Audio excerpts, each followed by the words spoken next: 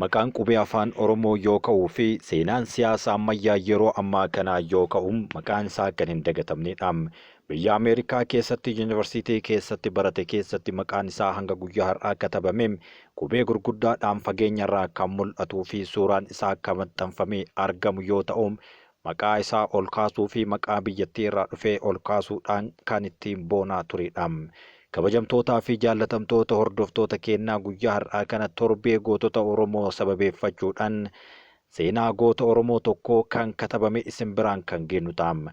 Madda kana miidiyaalee garaagaraa fi galmeewwan barreeffamootaa garaagaraa irraa kan walitti qabanne yoo ta'u seenaa tokko seenaa barreeffamee bifa dokumentariitiin kaa'ame irraas argachuuf yaalleetiin jirra.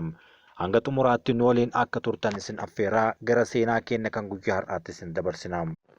Hayilee Fidaa Kumaa jedhama. Maqaa qubee afaan Oromoo fi siyaasa ammayyaa Itoophiyaa keessatti kaleessaa hanga har'aatti ka'uu borus hin dagatamnee fi yeroo garaagaraatti waa'een kun yoo ka'u Hayilee Fidaa jechi jedhu duubaan kan hin dagatamnedha. Seenaa biyyaa qoratee siyaasaa fi falaasama addunyaa baratee ofiin seenaa hojjetee darbeem Wallaggaa qe'ee itti dhalatee arjoo irraa kaasee hanga waggaa 40 lubbuun lafarra jiraatetti karaa dheeraa adeemeetiin jira.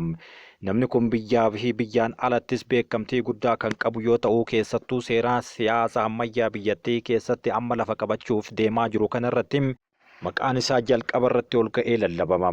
Warri isaa beekanii fi warri waa'ee isaa kataban yookaan kan kitaaba isaa keessatti eeran waan baay'ee dhugaa ba'anii fi barreeffama kanaan gumaacha Hayilee Fidaa qubee afaan Oromoo fi siyaasa Itoophiyaa keessatti taasise hayyuu fi kitaaba seenessaa himan irraa kanneen iyyaafatamee jedhe kanneen katabamee fi kanneen bifa viidiyoo fi oodiyootiin hojjetames kunoo qindeessinii haala kanaan isin biraan gahuuf dhufneetiin jirra.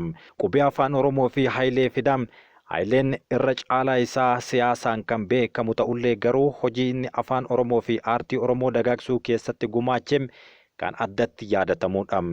Keessumaa qubee afaan Oromoo har'a mallattoo dhalootaa ta'ee kana beekumsaa fi qorannoo saayinsawaatti hundaa'uudhaan akka qophaa'u kan taasisan keessaa adda dureedhaan namni lakkaa'amu isaanii.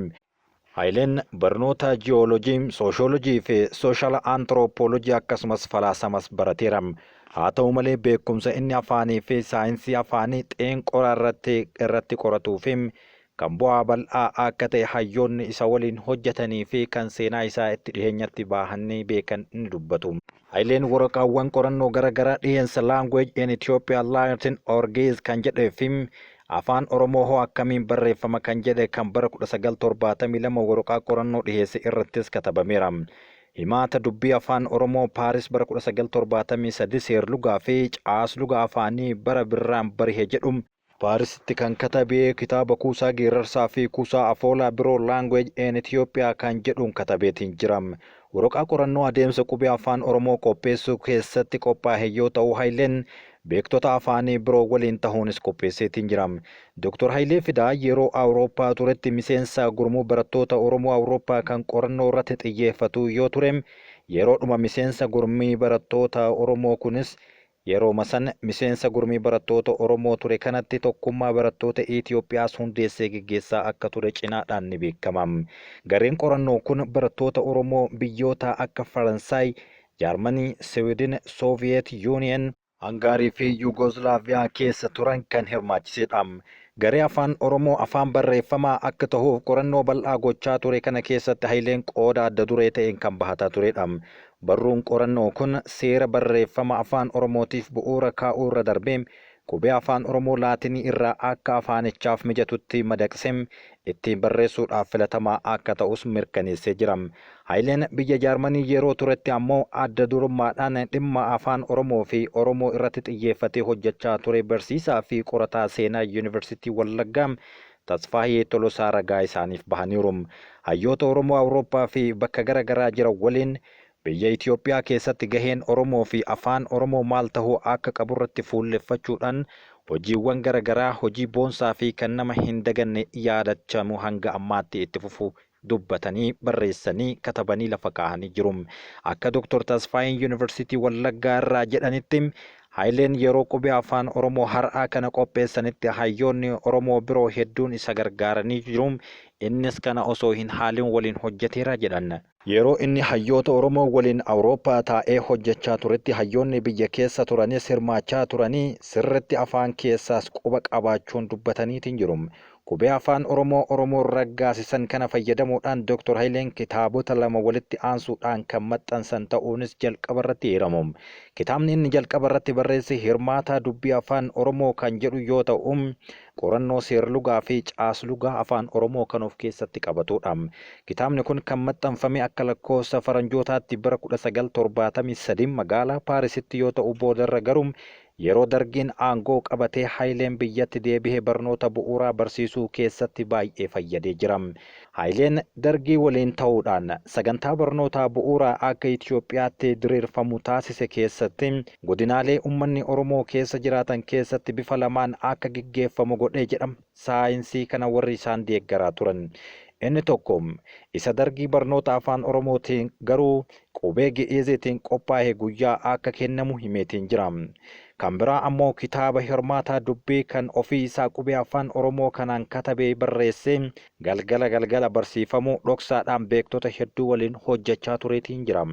Sababbiin isaas yeroo san qubeen afaan Oromoo iyyuu akka hin katabamneef afaanichi ammoo yoo kan barreeffamu ta'u qubee Gi'iiziitiin akka barreeffamaa turee fi barsiifamaa ture waan yaadatamuufidha.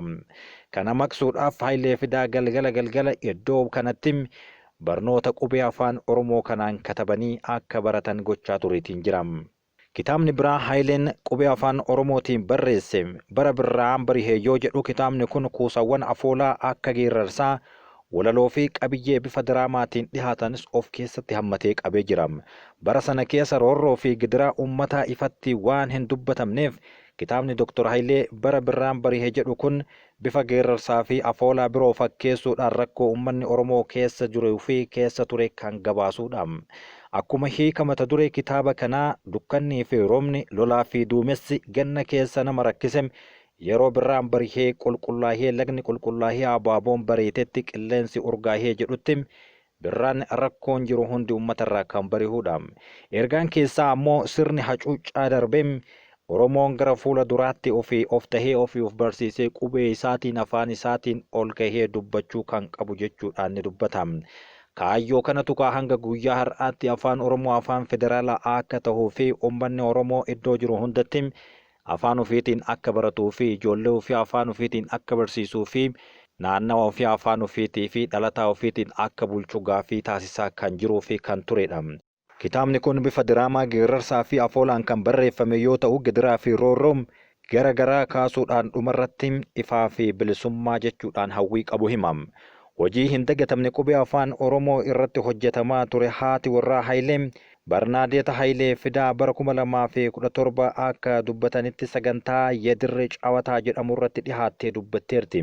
Yeroo hedduu beektota waliin qubee afaan Oromoo qopheessuu irratti dabarseera kan jettu Barnaadeet afaan Oromoo Yuunivarsiitii Firaansi keessatti akka barsiisaa turanis yaadataniiru. Waa'ee afaanii, waa'ee siyaasaa, tokkummaa barattootaa waan hedduu yaadan muddamee osoo jiruu karaa deemuudhaaf bahee bakka baaburaa koree jirutti kophee isaanii miilaayyuu kan garaa godhatanii akka bahan reefuu uf yaadatan jechuudhaan hangam isaan hojiidhaaf bakka akka kennan dubbataniiru. Kanaaf gumaacha taasisan keessatti Haayilee Fidaa amma qubee afaan Oromoo jedhamu irratti gahee guddaa bahataniiru. Barachuu, ijaaramuu, hidhachuu, falaasama siyaasaa Haayilee Fidaa kan inni uummata kanaaf fidedha. Pirezidaantiin duraanii Itoophiyaa Koloneel Mangistuu Hayilemaariyaam waa'ee dandeettii siyaasaa Haayilee Fidaa kana dhugaa bahee jira. Haayilee Fidaa kophaa isaa biyya tokko uumuu bulchuuf humna hangamii akka qabu hayyuu guddaa ta'uu mootonni yeroo sanii kan Oromoo hin jaalanne iyyuu ifa godhanii jiru. Sammuu gaarii kan qabu barreeffamaanis tahee dubbeenis taanaan hiiroo yookaan wirtuu paartichaa kan ture karaa hundaan mudaa irratti kan hin argamne jedhe Koloneel Mangistuu Hayilemaariyaam waa'ee Haayilee Fidaa gaafii fi deebii Gannat Ayyaalaa Ambassee waliin yeroo taasisetti boodarra gaazexeessituu kun bara 1994 kitaaba irratti barreessitee jirti. Dr. Haayilee aantee isaa dhiisee diinni iyyuu haala kanaan isaaf ragaa bahaa tureetiin jira. warri isaanii yeroo san walitti dhaadatan warri siyaasa narraa fudhataaf shakkaa tureefim warri lubbuun isaa jiraachuu hin barbaanneyyuu haala kanaan nama jabaafim nama dandeettii addaa qabuu fi biyya bulchuu danda'u ta'uu isaa yeroo sanitti iyyuu ragaa bahaniifi jiru. Kanaaf Haayileen yeroo abbaa isaa jalqabaatee wal baru ilaalcha siyaasaa inni qabu itti himeen akka of eeggatu godhee jechuudhaan hiriyyaan abbaa isaa kan ta'e dubbateetiin jira. Sirni mootii Haayile Sillaasee kufee akkuma dargiin aangoo qabateen Haayilee fidaa Awurooppaa irraa gara Itoophiyaatti deebi'uudhaan dhaaba siyaasaa warraaqsaa sooshaalistii Itoophiyaa guutuu kan maqaa Amaariffaatiin mi'eessoon jedhamu beekamu hundeesse. Kaayyoon guddaan dhaaba Haayileen hundeesse kana saboota sablammootaa fi Itoophiyaa kanneen garagaraa cunqursaa bara dheeraa keessa turan gargaaruufi of beeksisuu, rakkoo isaan keessa turan keessaa baasuu, afaan isaaniitii fi nama isaaniitiin akka baratanii fi akka of bulchan taasisuudha. Akka hayyoonni ragaa bahanitti dhaaba kana qofa qabatanii rakkoo saboota cunqurfamoo furuu waan hin danda'amneef Haayileen dargii waliin ta'uudhaan waliin hojjechuu murteesse. Haayileen dargii waliin ta'e jechuun itti makamee osoo hin taane wal hubannaatiin waliin hojjechuu akka ta'e yommuu dubbatamuu fi ragaa bahamuuf erga dargii waliin qindoominaan hojjechuu jalqabee itti gaafatamaa poolit biiroo kan ta'eef dhimma siyaasaa ijoo ta'e irratti akka hojjechaa ture simameera. Gumaachi isaa keessaa inni guddaan dargii bakka bu'uudhaan sagantaa warraaqsa dimokiraatawaa biyyaalessaa kan baasedha. Haayileen eenyu akka ta'e kan ilaallamu erga mi'eessoon hundeessame wantoonni inni hojjete hedduun isaa ifatti bahee booda. Siyaasa Itoophiyaa keessatti saba hacuucamee hacuuccaa jalaa baasuudhaaf yaada falaasamni sadii barachuu, gurmaahuu fi hidhachuu kan jedhu karoorsee kan lafa qabsiises isaanuma.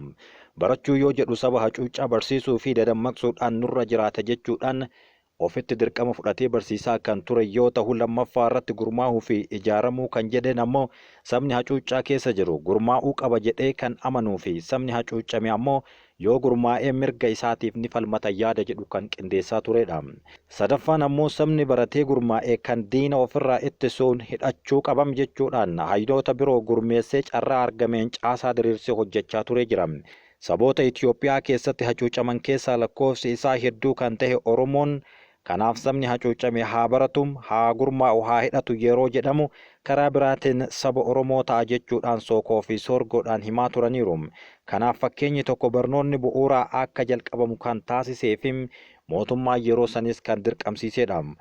Barnoota bu'uuraatiin alattis baruma dargii sana keessa gama hojii aartiitiin Kennet kan jedhu hundeeffame keessatti akkamitti Oromoon qaroo ta'anii itti makamanii uummata dadammaqsuu keessatti gahee isaanii akka bahatanii fi afaan isaanii akka beeksifatanis karaa isaanii saaqaa turaniiru. Yeroo Haayileen siyaasa Itoophiyaa keessatti dadammaqinaan qooda fudhataa ture sanatti namoonni siyaasaa Oromoo jajjaboo ta'an gurmaa'ina garagaraa keessatti qabsoo itti fufuu jalqaban. Bifti qabsoo isaanii garuu dhaaba akka saba Oromootti ijaaruun rakkoo tures jalqaban. Seenaan nama kanaa duubatti deebi'amee yoo laallamu Wallagga Bahaa magaalaa Arjootti kan dhalatee fi obboloota 7 waliin kan dhalatee fi maatii guddaa keessaa kan bahedha. Haayileen maatii harka qalleessa keessaa yoo dhalate abbaan isaa ogummaa mana ijaaruu fi muka soofuutiin maatii isaa kan jiraachisaa turedha. Kitaaba isaa Bara Birraan Bari'e jedhu keessatti akka hubachuun danda'ametti abbaan Haayilee barumsa idilee qabaachuu baatanis hawaasa keessatti nama dammaqoo waan turaniif dandeettiiwwan afoolaa akka geerrarsaa fi walalootiin ergaa dabarsaa turuun isaaniis ni yaadatama. Kitaaba Haayilee Bara Birraan Bari'e jedhu keessatti bakka tokko tokkotti geerrarsa barreesse keessatti abbaa fidaa yaa kumaa jechuudhaan waa'ee abbaa isaa katabuufis yaalee jira. Yeroo sanatti Raas Bitwaddad Mokonnon Damissoo jedhamutti hanga kutaa 5tti barateera.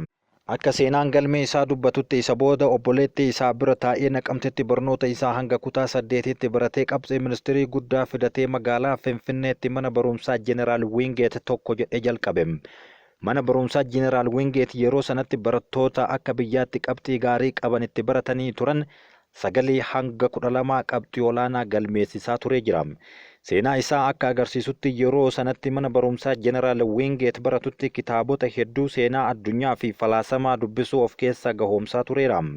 Keessumaa seenaa warra hacuucamtootaa kan ilaallatu kitaabota hedduu kan qoratee fi kana hordofee mana barumsaa sana keessatti falmiin siyaasaa ammayyaa akka jiraatu gochaa ture. Falmii siyaasaa manneen barnootaa fi yeroo sanatti Qadaamaawii Haayile Sillaasee irraa dhufan waliin gama warra hacuucamtootaa goruun falmii geggeeffamu irratti hirmaataa tureera.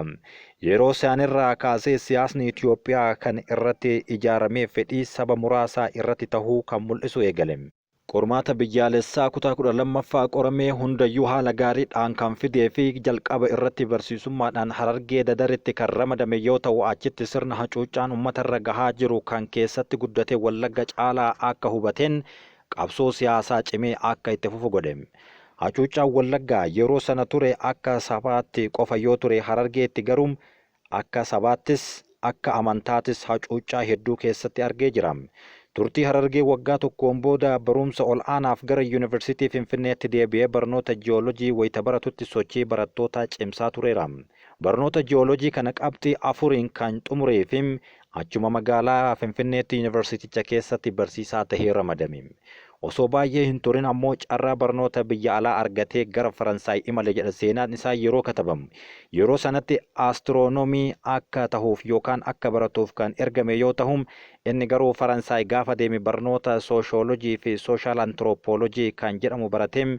Kana kan godheef ammoo fedhii fi dandeettii siyaasaa qabu gabbifachuuf akka ta'e fedhii dhuunfaa isaatiif qabuun. Barnoota falaasamaa ammoo PhD kan hojjete Haayileen Yuunivarsiitii Finfinneetiin alatti Yuunivarsiitiiwwan Faransaay akkasumas Jaarman Hamburgittis barsiisaa tureera. Haayileen lammii Faransaay kan taate haadha manaa isaa Barnaandeet irraa ijoollee 2 kan horatee fi isaanis Saaraa Haayilee fi Yoodit Haayilee jedhamanii beekamu.